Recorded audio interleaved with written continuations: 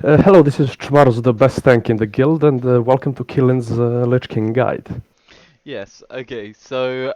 Many people during my experience, they always ask me what are the tactics for Lich King. So I thought instead of myself repeating it every single time I get to this fight, I would just make this a lovely, lovely video here. So what we're going to do is we're going to explain positioning on the first phase. Now, the first phase, Lich King will come down these lovely stairs, okay? And he will stand here, and he will have a argument with Tyrion. Now, when he begins, the main tank is going to be white flares, by the way. Okay, so the main tank needs to be stood here, facing this way, and the Lich King needs to be faced this way. So what you'll do is the main tank, you'll stand here, you'll collect the Lich King, you'll then back up, you'll make sure the Lich King stood on this sort of like black spot here, as you can see, and then when he's there, then you scoot forward a little bit. Okay, obviously not so far that he'll turn around again. And you just stand here, the melee DPS will be stood behind the Lich King. Okay? The ranged will be purple flares. Ranged will be stood over here. Okay? And there'll be DPS in the Lich King. And the off tank at the beginning will be fighting the Lich King who will be stood here. Okay? And the Lich King will spawn these lovely, lovely, lovely ghouls. They're called Summon Judge ghouls, and he'll summon 3 of them. So the off tank needs to pick up the 3 ghouls, and when he's picked up the 3 ghouls, he's got to run over to the green. He's green flare. Something like this, okay? Now a shambling will also spawn, a shambling horror. This needs to be taunted and brought over here as well and faced away from both purple and white flares. Okay, so it needs to be faced in this direction. And the reason why is because they shockwave, but they also enrage as well, right? So when they enrage, they'll do a lot of damage. I think it's increased 200% physical damage, so therefore it can almost one-shot tanks. So if you have a hunter, the hunter will obviously be over here, and he must tranquilize and shot the shambling horrors, which will be tanked over here, facing this way. Okay. Now during this phase, there'll be a disease called necrotic plague. Necrotic Plague will go on a random raid member, and it will inflict him with a disease that after 5 seconds will damage that member for 50,000 damage, so it will one shot if it's not dispelled. So if you're over here and you're ranged and you get this disease, straight away run over towards the shambling. Someone will then dispel you. Okay, so it needs to be dispelled when you're over here. The disease will then go and jump onto the enemy ads, and then the ranged needs to run back. If you're melee, it's the same. So you're over here DPSing, you just need to run over here, get dispelled. When you're dispelled, then run back. If you get dispelled before you run over there, so if a healer, for example, dispels you and it goes onto a friendly person, then you need to coordinate it and just make sure that you try and get the dispel over here as quickly as possible. It's better to dispel before the 5 seconds goes off, because if 5 seconds goes off, then that person's dead anyway. So you might as well just dispel. But the ideal situation is you get the disease, you run over to the shambling or the other ads, get dispelled, it will jump onto them, and you run back. Okay, so that's pretty simple, and that's pretty much phase one. Obviously, the ads will keep spawning. Lich King will keep spawning new ghouls and new shamblings over time, and he'll keep putting a necrotic plague on people. At 70% HP. Oh, there's also some in this phase as well. There's also something called Infest, and Infest will damage players, and when they are healed above 90% HP, the damage will stop. Okay, it's like a disease, like a dot on them. This one can't be dispelled. They just need to be healed to 90%, and then when they're healed at 90%, this debuff will wear off them. At 70%, Lich King will run over to the center where he is, over there, where Tyrion is. Not raid leader, but it's fine. He'll run over to here, and he'll start casting Remorseless Winter. During this time, everyone, when he starts running over there, needs to be running to this position over here. When you're over here, it's important that the range spread out, okay, around this area, on this like sort of breaky bit of ice. The main tank will pick up the spirits one by one, because 3 of them will spawn, and he will face them standing here. Okay, he'll pick up the first 2. They only spawn 1 at the time. Thank you. He'll only spawn one at a time, so he's got to face them this way. And the reason why is because they silence, okay? So they'll do like a silence, but they only silence people in front of them. So therefore, the tank needs to stand here. The rest of the raid needs to just be scattered around in this white area, in this like ice breaky area around here, and just DPS down the spirit. If you're doing good for DPS, you'll know at this stage, because the first spirit will die just as the second one is spawning, which is ideal. So when the second one spawns, the Death Knight, or no, whatever tank you have that was tanking Lich King, tanks the second one here. Okay. Now, during the transition as well, it's really important that this off tank has the ad still, right? So during the transition when Lich King runs over to the center, he needs to move back like this, and he needs to keep all the ads here. If there's any ghouls or any ads on the raid, he needs to taunt them off. That's like a priority. The hunter still needs to tranquilize and shot the enraged shambling, if there are any. And the healers need to still, or the tank, if he's a paladin, still needs to dispel the necrotic disease. So when all these ads die that the off tank's tanking, he will then get the disease, the necrotic plague, and that must be dispelled ASAP. So after the first two shamblings, okay, after the first two spirits, sorry, that spawn, and the Death Knight, or whatever main tank is tanking over here, is done with the first two, the tank that was tanking the ads, so the green tank, is then going to take the third spirit, and he's going to tank it here. So the spirit will be facing this way, where I'm facing now, and the off tank will be facing this way. Now, during this phase, during the third spirit, the Lich King will stop casting Remorseless Winter, okay, and everyone must run in. Now, before I get to that, there will be spheres that also come out from the Lich King. So he'll spawn spheres during this Remorseless Winter stage that come out, and they will come towards the raid, and if they hit a raid member, they'll explode and they'll push you all off the edge, okay? So as they're coming out, they'll come out very slowly. You just need one range, preferably a hunter, to just hit these. They've only got like, I think, something like 14,000 HP, something like that. It's not much at all. And a hunter could pretty much almost one-shot them. So if you can get a hunter to shoot the spheres as they're coming out, or another ranged if you haven't got a hunter, then that is a big priority.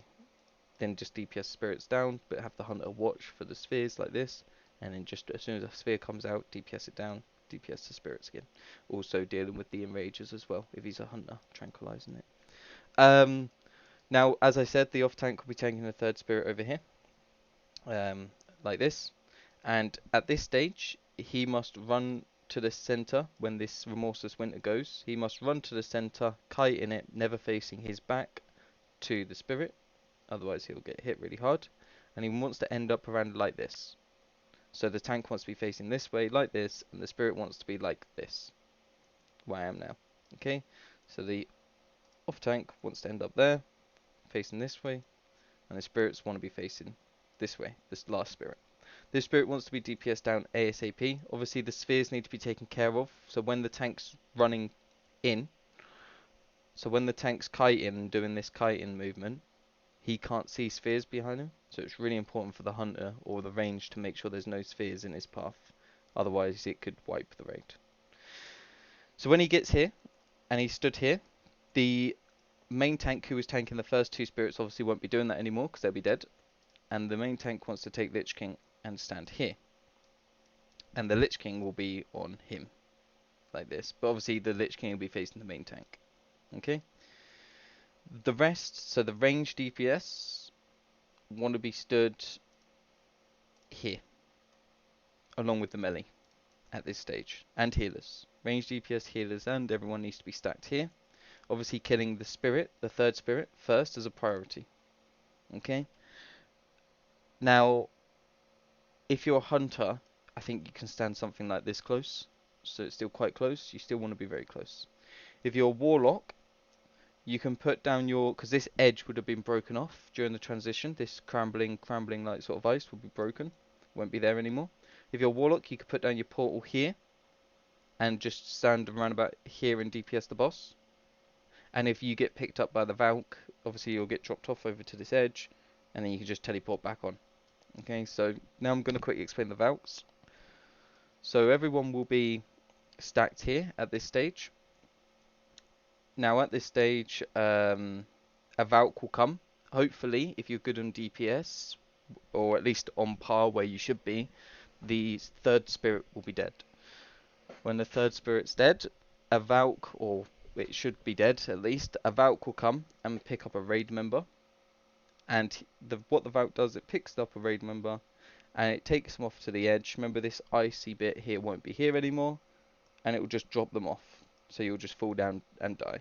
So these need to be slowed, they need to be stunned, and they need to be DPS down as a priority. Now, like I said, it will pick up a random member. It's really important you coordinate your stuns. So if the healer gets like picked up, for example, and it's the Holy Paladin, you need to coordinate that it's your Holy Paladin that's been picked up so that they can watch the tanks and make sure that they're not going to die. Because this is a big thing that happens during raids. They don't realise it's a healer and the tank dies. So when the Valks get picked up, slow them with Chains of Ice, slow them with Warriors Hamstring, stun them with Hammer of Justice, also Holy Wrath also works because they're undead.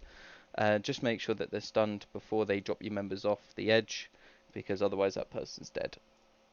The only people that you ignore if it gets picked up is the Warlock, if the Warlock has a portal down. But if the Warlock hasn't got a portal down, or he's getting picked up and dropped off to an edge without his portal, if the portal's over there and he's getting dropped off over here, obviously it still needs to be dealt with. So the Valk will come.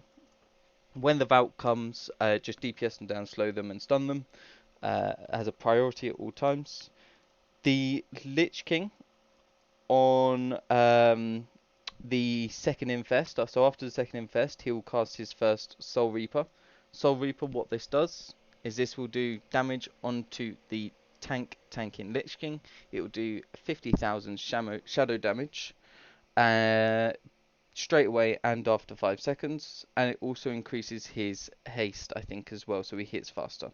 So what you do, if you are the tank, you pop a defensive at this stage. So if you're a DK, what you can do is you can pop Anti-Magic Shell and Viperic Embrace, and if you do this on the first Soul Reaper, you will survive. The second Soul Reaper, if you're a DK, you can pop Icebound Fortitude, and the third Soul Reaper as a DK, your Vampire Embrace and your Anti-Magic Shell will be back up and off cooldown, so therefore you can tank 3 in a row. On the fourth one, it's always good to get a different tank to tank the fourth Soul Reaper, so you can get a Paladin to then taunt off and then do Divine Protection. You can get a Warrior to taunt off and do their 60% damage reduction ability, I can't remember the name of it. And you can also get a Bear to tank off on the fourth one and pop Survival Instincts on the fourth one. A defensive cooldown needs to be popped during Soul Reaper, well, before Soul Reaper, because it does initial damage, and then after the initial damage, after 5 seconds, it also does damage again. So a cooldown needs to be popped before the Soul Reaper every time for tanks. If you haven't got a cooldown, you need to coordinate it with the other tank, because if you haven't got cooldowns, what you can do is you can wait for the Soul Reaper to hit the tank, and then the off tank can taunt off the Lich King. Therefore, the main tank will be only taking Soul Reaper damage, while the off tank takes all the melee damage off the Lich King. And then when the Soul Reaper ends after 5 seconds, you can taunt back off as the main tank. Because the only time you want to be taking both melee damage and Soul Reaper damage is when you've got cooldowns. If you haven't got cooldowns, you need to be taunting off each other during Soul Reapers. So that's how the Soul Reaper works. It's pretty simple, it's pretty easy.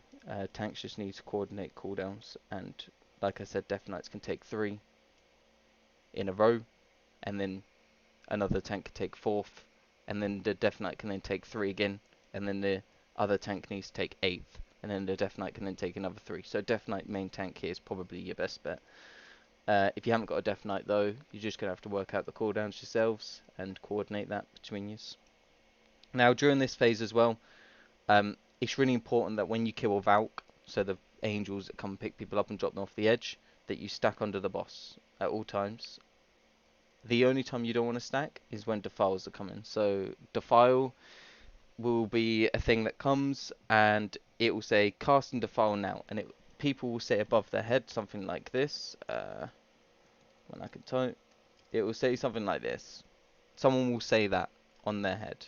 When this is the case, everyone else who doesn't have that message above their head can just run back in and stack under the boss. Okay, the person that has that message on their head, let's have a look. This message on their head just needs to keep running out. When the defile lands, it'll be like a big black spot on the floor. I haven't really got anything to show that. It'll be about this sort of radius here. Okay, and then when it happens, they just need to run out and stack back under the boss. Okay.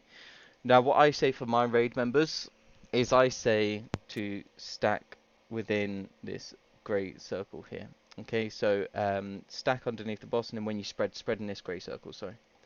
So when I'm going to say spread, everyone just needs to make sure that they spread and they stay within this circle. The reason why is because the Defile and Angel will come at the same time at one point. So if you're in this black circle, it gives people enough time to DPS down the Valk before it drops you off the edge. So spread during defiles, but make sure when you spread, you stay within this circle, and then basically stack back onto the boss after defile.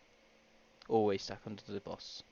Now the Lich King needs to be faced with his back turned away from the defiles. So if there's a defile on this white flare over there, and the Lich King is facing exactly where Tyrion's facing now, that's okay, because then the DPS will be behind.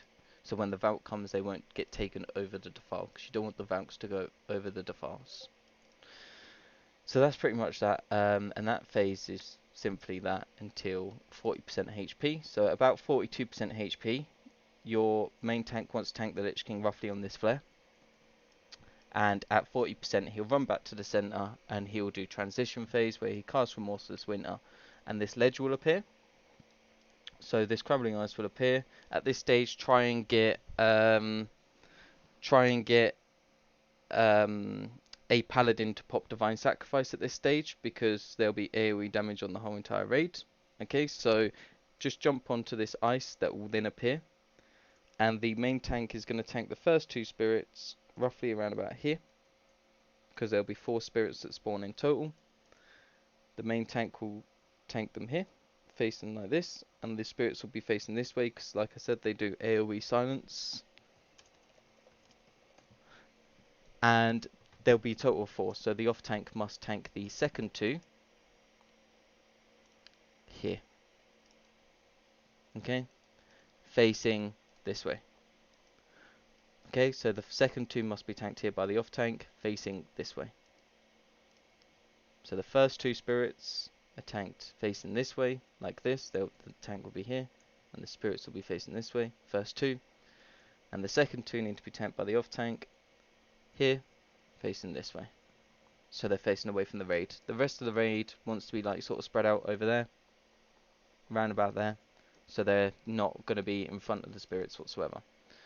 The spheres will be spawning from the center again, so the hunter needs to make sure that again the spheres are taken care of as a priority. But yeah, that's pretty much it. During the third spirit, the transition will end and this ledge will disappear.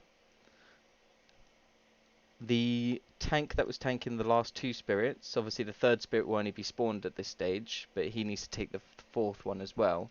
But he needs to take the third spirit to around about here, and he needs the spirit to be facing this way again, but he'll be stood here. The main tank needs to pick up the Lich King around about here-ish. So the main tank will pick up the Lich King will be facing this way, where I'm facing now, and the main tank needs to be stood around about here. The rest of the raid, obviously if you're melee, you're going to be TPSing the spirits here, but if you're ranged, you just stand around about there, and that's fine. Then what will happen is the Lich King will cast an ability called Harvest Soul, where he'll attempt to target someone and put them into a like a sort of different realm. I've never actually been put into this myself, but what happens is that person that's being Harvest Soul needs to be healed to full whilst that is happening. At the end of it, when Lich King finished casting it, he will then put you into a different realm. There'll be a friendly enemy NPC, and there'll be an enemy. No, sorry, there'll be a friendly NPC and there'll be an enemy NPC. Okay, so if you're a DPS, you need to DPS down the enemy NPC before that kills your friendly NPC.